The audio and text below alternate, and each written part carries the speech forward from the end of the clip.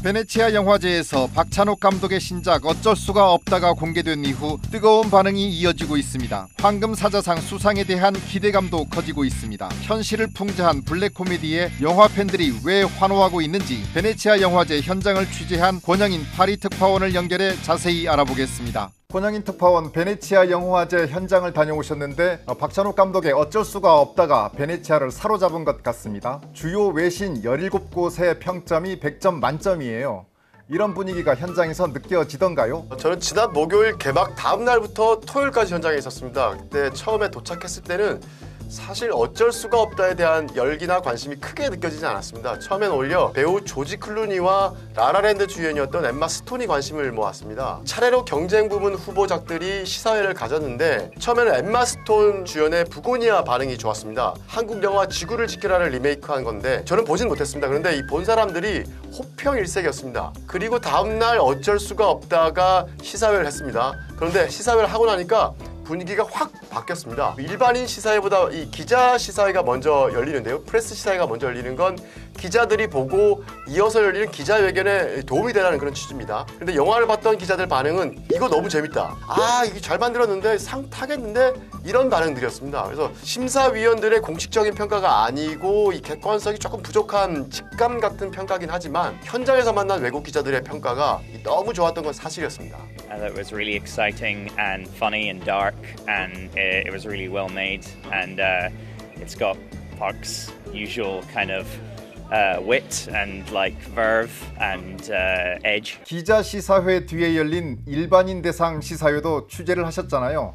이때 관객들의 반응도 궁금합니다. 현지에서 일반 시사회가 열린 건 늦은 밤인데도 사람들이 엄청 몰렸습니다. 원래 이런 일반인들이 관람하는 공식 시사회에는 그 전에 잘 아시는 이 레드카펫 행사를 합니다. 감독과 이 주연 배우들이 이 관객들과 직접 인사를 나눈 시간인데 예정보다 15분이나 길어졌습니다. 왜냐하면 팬들의 사인과 사진 요청에 일일이 화답하느라고 이 행사가 훨씬 길어진 겁니다. 특히 박찬욱 감독의 인기도 대단했지만 역시 최고는 오징어 게임 등으로 글로벌 스타가 된 배우 이병헌 씨였습니다. 현장에서는 리라는 이병헌 씨를 외치는 소리가 거의 뭐 메아리처럼 울릴 정도였는데 여기서 이병헌 씨의 말을 한번 들어보고 가는 게 좋겠습니다. 그러니까 일부의 문화가 아니고 한류라는 것이 메인스트림으로 정말 어느 정도 자리를 잡고 있는 과정이구나라는 생각이 들었고 여전히 굉장히 신기하고 그리고 영화가 시작됐는데 상영관은 이 살라그란데라는 곳으로 이 객석이 1000석이 넘습니다. 근데 이게 꽉 찰 정도였는데 영화는 12시 반쯤 끝났습니다. 제가 2층에 앉아서 이 영화관 전체를 바라볼 수 있는 자리에 있었는데요. 이 영화가 끝날 때까지 이 자리를 먼저 뜨는 사람을 딱 한 명 봤습니다. 딱 한 명. 영화 내내 사람들이 웃고 환호하고 박수치고 집중해서 보는 모습을 볼 수가 있었습니다. 그리고 끝난 다음에 이 기립박수가 계속 이어졌는데 그게 9분 동안 계속됐습니다. It was great. I mean, master director, obviously. 이 영화를 설명할 언어는 하나뿐입니다. 뭘까요? 와. 베네치아는 아시겠지만 배를 버스처럼 타고 움직입니다. 그래서 영화가 끝나고 새벽 1시가 넘어서 배를 타고 이동을 하는데 저도 그 배를 타고 갔습니다. 그래서 숙소에 가는 사람들이 그 배 안에서 내내 어쩔 수가 없다를 이야기하는 분위기였습니다. 9분 동안이나 기립박수를 받았다고 하니까 현장의 분위기를 잘 느낄 수 있을 것 같은데요. 영화 이야기를 좀 해보죠. 암울하면서도 웃긴 블랙 코미디라고 하던데요. 우픈 상황이 많은 것 같습니다. 어떤 내용이고 왜 재밌다는 겁니까? 어쩔 수가 없다가 공개되기 전부터 홍보하는 포인트가 블랙 코미디였습니다. 이건 블랙 코미디다, 잘 만든 블랙 코미디다 이렇게 홍보를 했는데 내용은 그렇습니다. 갑자기 해고된 실업자가 재취업 과정에서 살인까지 저지르면서 가족을 지켜나가는 그런 스토리입니다. 해고가 있고 살인까지 있는데 이게 재밌다라고 강조를 하는 겁니다. 그래서 참 공감하기가 어려웠는데 영화를 보고 나니까 진짜 그렇습니다. 이게 주제는 무겁지만 재밌습니다. 그리고 잔혹하진 않습니다. 박 감독하고 제가 토요일날 인터뷰를 했었는데 그때 이걸 물어봤습니다. 도대체 블랙과 코미디가 어떻게 연결이 되느냐, 이 이질적인 두 요소를 결합하는 이 박 감독의 비결이 뭐냐, 그 질문을 하니까 그 전까지는 거침없이 대답하던 박 감독이 하늘 잠시 이렇게 쳐다보더니 이건 참 답을 하기 어려운데 라고 혼잣말을 하면서 쉬운 대답은 아닌데 제 생각에는 연민인 것 같아요. 연민이란 단어를 꺼냈습니다. 넘어지고 바보짓을 하고 이렇게 웃길 수도 있는데 그건 블랙 코미디가 아니다. 진짜 블랙 코미디는 연민이 있어야 한다라고 이렇게 말을 하는 겁니다. 그래서 무슨 말인가 했는데 이 보는 사람이 그 안에 있는 주인공을 보면서 아, 나도 저럴 때가 있지, 나한테 저런 모습이 있지 라고 생각이 들어야 웃으면서도 씁쓸함이 생긴다는 겁니다. 그래서 그런 씁쓸한 웃음이 들어야 진짜 블랙 코미디라는 건데 그 말이 진짜 인상적이었습니다. 그래서 박 감독의 인터뷰를 직접 들어보시고 가는 게 좋을 것 같습니다. 저런 면이 나한테도 있지, 나도 저럴 때가 있지, 그러면서 쓰는 숨을 짓는 그런 씁쓸함이 동반되어야 진짜 블랙 코미디라고 할 수 있을 것 같습니다. 이번 박 감독 작품은 이전의 복수 시리즈보다 잔인한 장면의 수위가 낮다는 평가가 있더라고요. 여기에 대해서 박 감독은 뭐라고 합니까? 실제로 그랬습니다. 제가 시사해보면서 그런 점을 바로 느꼈고요. 과거 영화보다 훨씬 덜 잔인했습니다. 그래서 뭐 이걸 두고 순한 맛이다, 박 감독도 이제 세월의 변해가나 보다, 이런 평가들이 뒤에 많이 나왔는데 박 감독하고 인터뷰하는 과정에서 왜 이렇게 순한 맛으로 변했는지에 대한 힌트를 본인이 슬쩍슬쩍 줬습니다. 어떤 사람이 문자를 보냈는데 접근성이 높고 엔터테이닝한 영화였다라는 말이 있었어요. 그래서 이것은 수상보다는 흥행이구나. 수상도 수상이지만 흥행이 우선 무엇보다 중요하다, 이런 취지말을 여러 번 했거든요. 진짜 이번에는 관객들이 영화관에 좀 많이 와서 이 영화를 좀 봤으면 하는 그런 바람들이 아주 진하게 있었던 것 같습니다. 그래서 지나치게 자극적인 장면들은 자제를 하고 대중성을 좀 높인 취지로 보였고요. 인터뷰하면서 이 편집한 게 어떤 거냐, 뭐 버리기 아까웠던 게 뭐냐, 뭐 때문에 많이 고민을 했었냐, 이런 질문을 했었는데 최종적으로 삭제된 장면 가운데는 좀 너무 자극적인 거 아닌가라는 생각으로, 그런 이유로 뺀 장면들이 꽤 많이 있었다고 이야기했습니다. 다시 말씀드리지만 박찬욱의 순한 맛으로 영화를 만들어서 대중성을 좀 높이려 한 것 같다, 그렇게 보입니다. 박찬욱 감독 특유의 작품 세계를 곧 만날 수 있을 텐데요. 그런데 좋은 평가를 받는 작품들이 많아서 최고상인 황금사자상을 놓고 경쟁이 치열하다면서요. 맞습니다. 올해 경쟁 부분에는 어쩔 수가 없다를 포함해서 모두 21편이 올라와 있습니다. 앞에 잠깐 말씀을 드렸는데 부고니아에 대한 평가가 좋습니다. 현장에선 부고니아가 강력한 경쟁자라는 그런 분위기가 느껴졌습니다. 그런데 약간 그 호평을 조금 뜯어보면 작품에 대한 평가도 좋긴 하지만 주연한 엠마 스톤 쪽에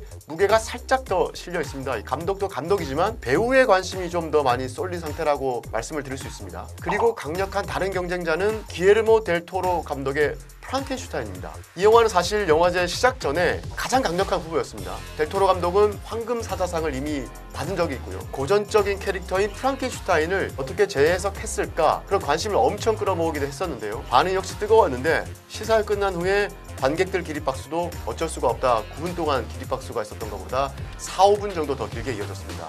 그만큼 기대했던 대로 좋은 작품이 나왔다, 이런 반응인데 평론가들의 평가를 조금 보면 어쩔 수가 없다보다는 조금 중립적인 의견이 많습니다. 예를 들어서 영국의 가디언지는 어쩔 수가 없다는 이번 영화제 최고의 작품이다 라고 극찬을 했습니다. 근데 프랑켄슈타인은 좋은 평가를 하면서도 아쉬운 점은 또 명확히 달기도 했습니다. 이런 걸 보면 김칫국부터 먼저 마시는 것 아니냐라고 걱정이 들긴 합니다만 분명히 어쩔 수가 없다 분위기는 좋습니다. 이 소개해드린 세 작품 말고도 캐서린 비글로 감독의 하우스 오브 다이너마이트도 관심을 끌고 있고요. 그리고 지안프랑코 로시 감독의 구름 아래서 등도 황금사자상 경쟁작으로 지금 꼽히고 있습니다. 네, 쟁쟁한 작품들이 많네요. 그런데 베네치아 영화제가 그동안 심사해온 기준을 보면 어쩔 수가 없다가 유리한 측면이 있다고 하는데 그건 무슨 얘기입니까? 이거 뭐 제가 자꾸 좋은 이야기만 해가지고 좀 걱정스럽긴 합니다. 근데 기왕 이야기를 꺼냈으니까 좀 더 소개를 드리면 그동안 베네치아 영화제는 할리우드 블록버스터 같은 이 대중성이 강한 영화보다는 작품성의 무게를 더 왔습니다. 그리고 다양성을 중요하게 생각을 해서 전 세계 다양한 나라 작품에 대해서 좋은 점수를 주기도 했습니다. 이번에 경쟁자로 꼽히는 부고니아는 감독은 그리스 출신이지만 제작은 헐리우드에서 했습니다. 그래서 부고니아는 미국 영화로 분류가 되고 있고요. 가장 센 경쟁자라고 불리는 프랑켄슈타인은 넷플릭스에서 제작을 한 겁니다. 그야말로 거대 자본이 투입된 작품인 건데 세계 3대 영화제라고 불리는 칸느, 베니스, 베를린 영화에서 가장 크다고 평가받는 칸느 영화제는 아직 넷플릭스 작품을 받아주지 않습니다. 그러니까 왜냐하면 극장에서 개봉해야 영화라는 그런 생각이 강하기 때문입니다. 그나마 베네치아는 넷플릭스 작품을 받아주고 있는데 이 넷플릭스 작품이라는 게 플러스 요인이 될 수 없는 건 좀 분명해 보입니다. 이번에 심사위원장을 맡은 알렉산더 페인도 그런 성향이 강한 인물로 꼽히고 있습니다. 현장에서 영국의 한 평론가를 만났는데 그 사람은 영화 산업의 위기를 가져온 넷플릭스인데 이 넷플릭스에 대한 심사위원들의 평가가 마냥 긍정적일 수 있겠느냐라는 말을 하기도 했습니다. 이 점은 분명히 어쩔 수가 없다에 유리하게 작용하는 거고요. 이런 초긍정적인 해석과 분석이 어쩔 수가 없다에 방해가 되지 않길 조심스럽게 바랄 뿐입니다. 어쩔 수가 없다가 황금사자상을 품으면 우리 영화로는 얼마만입니까? 정확히 13년 만입니다. 우리나라가 베네치아 영화제에 진출한 건 13년 전이고요. 당시 고 김기덕 감독이 영화 피에타로 황금사자상을 받았는데 그게 2012년입니다. 최초의 한국 영화 황금사자상이자 마지막 황금사자상입니다. 그리고 2012년 이후에는 한국 영화가 베네치아 영화제의 경쟁 부분에 진출한 적도 없습니다. 2004년 올드보이로 칸 영화제 심사위원 대상을 받은 박찬욱 감독이 그때 깐느박이라고 불렸거든요. 13년 만에 진출해서 박찬욱 감독은 이번에 이 베네치아 박에 도전하고 있는 상황입니다. 박 감독의 인터뷰를 보니까 영화를 극장에서 많이 봐달라고 하더라고요. 영화 산업의 현실에 대한 고민이 많은 것 같습니다. 맞습니다. 이것도 직접 인터뷰하면서 물어봤었는데 이 한국 팬들에게 하고 싶은 말이 뭐냐라고 이야기했더니 대뜸 이 말을 꺼냈습니다. 어쩌다가 본인이 침체에 빠진 한국 영화 산업을 어깨에 짊어지고 있는 듯한 상황이 됐다라고 이야기하면서 뭐 실제로 그런 것 같고 라고까지 말을 했습니다. 그러면서 기왕 이렇게 됐으니까 영화제에서도 좋은 결과를 받았으면 좋겠다. 왜냐하면 그 결과로 사람들의 관심도 끌고 사람들이 극장으로 더 많이 모이게 됐으면 좋겠다 라고 이야기를 했습니다. 시상식이 곧 열리는데 권특파원 또 출장 가시나요? 이번 주 토요일에 폐막식이 열립니다.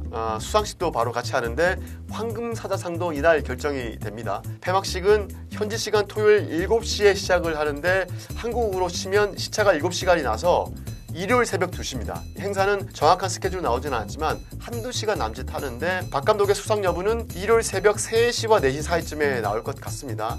저는 물론 다시 갑니다. 지금은 베네치아에서 떠났는데 주말에 다시 베네치아로 가서 박 감독의 수상 소식을 취재할 예정입니다. 꼭 좋은 소식을 전했으면 좋겠습니다. 하나 더 전해줄 사실이 있는데 이렇게 베네치아 영화제가 끝이 나고 나면 9월 17일엔 부산 국제영화제가 열립니다. 어쩔 수가 없다는 이번 국제영화제 개막작으로 됐고요. 그래서 국내 관객들이 한국에서 박 감독의 영화를 처음 관람할 수 있는 날이 됩니다. 네, 지금까지 베네치아 영화제 현지 분위기와 박찬욱 감독의 어쩔 수가 없다에 대한 반응을 알아봤습니다. 권영인 파리 특파원 수고하셨습니다.